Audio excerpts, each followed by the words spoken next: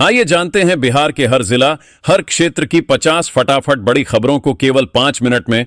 उससे पहले आप ये वीडियो कहां से देख रहे हैं, हमें कमेंट में जरूर बताएं। नीतीश सरकार ने प्रेग्नेंट महिलाओं को दी खुशखबरी, 48 घंटे के अंदर बैंक अकाउंट में आएंगे इतने पैसे। जननी बाल सुरक्षा योजना, जानानी बाल सुरक्षा योजना के तहत अब प्रोत्साहन राशि सीधे लाभार्थियों के खाते में जाएगी। इस योजना के तहत ग्रामीण क्षेत्रों की महिलाओं को 1400 रुपए और शहरी क्षेत्रों की महिलाओं को 1000 रुपए मिलते हैं। 20 जनवरी तक 25,000 से अधिक महिलाएं पंजीकृत हो चुकी थीं और 18,000 से अधिक प्रसव हो चुके। बिहार के किसानों की बल्ले बल्ले, बढ़ गया गेहूं का समर्थन मूल्य, अब इतने में होगी खरीदारी। मोदी सरकार के ऐलान से बिहार के किसानों की भी बल्ले बल्ले हो गई है। दरअसल विपणन वर्ष 2025 से 26 के लिए गेहूं के समर्थन मूल्य में 150 रुपये की वृद्धि की है, जिससे किसानों को प्रति क्विंटल गेहूं 2,425 रुपये का भुगतान किया जाएगा। यह जानकारी भारतीय खाद्य निगम (FCI) के सहायक महाप्रबंधक सुनील कुमार ने किसानों के साथ बैठक में दी। बिहार में फिर निकली बम्पर सरकारी नौकरी, नीतीश सरकार ने 1583 ग्राम कचहरी में निकाली वैकेंसी। बिहार पंचायती राज विभाग ने 1583 ग्राम कचहरी में सचिवों के रिक्त पदों पर नियुक्ति के लिए ऑनलाइन आवेदन आमंत्रित किए हैं। ग्राम कचहरी सचिव को प्रतिमाह 6,000 रुपये मानदेय मिलेगा। आवेदकों की आयु सीमा 37 से 42 वर्ष है, जो वर्ग के अनुसार अलग अलग है। आवेदन की प्रक्रिया जल्द ही शुरू होगी। ग्राम कचहरी सचिव को सैलरी भी दी जाएगी। लालू यादव ने पार्टी को लेकर बड़ा फैसला क्यों लिया?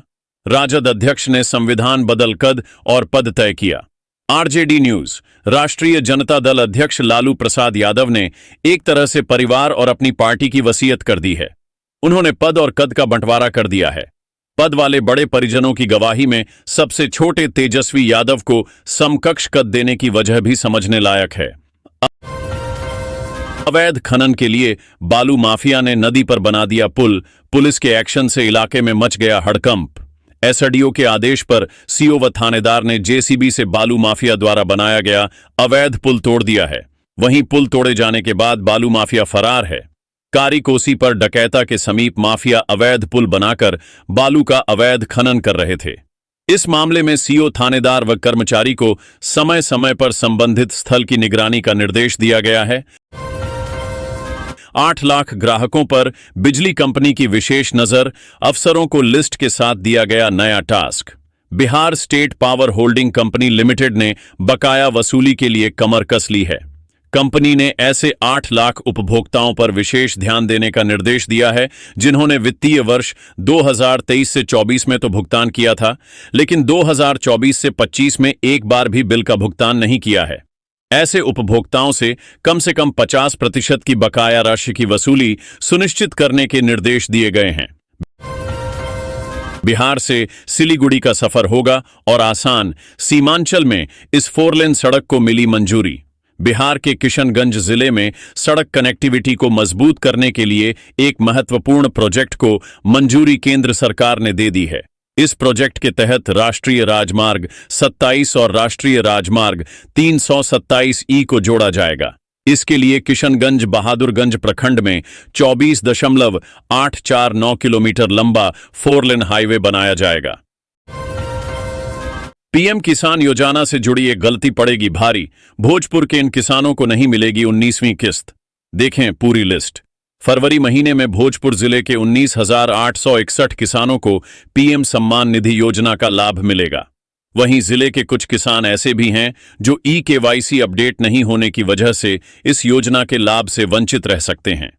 किसानों का डाटा अपलोड कर दिया गया है। योजना का लाभ लेने के लिए किसान जल्द ई-केवाईसी करा लें।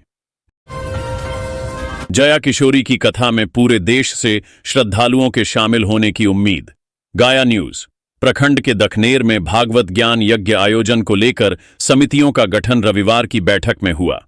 आगामी 1 से 8 फरवरी तक संचालित यज्ञ में विश्वविख्यात कथावाचिका जया किशोरी का साप्ताहिक प्रवचन कार्यक्रम को लेकर रणनीति बनी।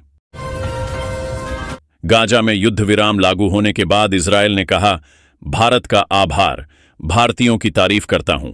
युद्ध विराम और बंधक रिहाई समझौते के बाद गाजा पट्टी में रविवार को 15 महीने से ज्यादा दिनों से चल रही लड़ाई रुक गई।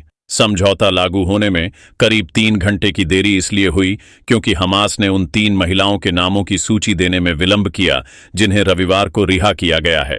बड़ी संख्या में फलस्तीनी अपने घरों में लौटने लगे हैं।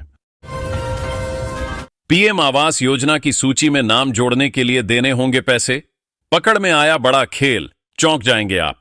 प्रधानमंत्री आवास योजना की सूची PM Awas Yojana beneficiary list में नाम जोड़ने के लिए बिचौलिए मोटी रकम वसूल रहे हैं। दरभंगा के गौड़ाबौराम प्रखंड में 500 से 2000 रुपए तक की वसूली की जा रही है। योग्य लाभार्थियों को धमकाया जा रहा है कि पैसे नहीं देने पर उन्हें योजना का लाभ नहीं मिलेगा।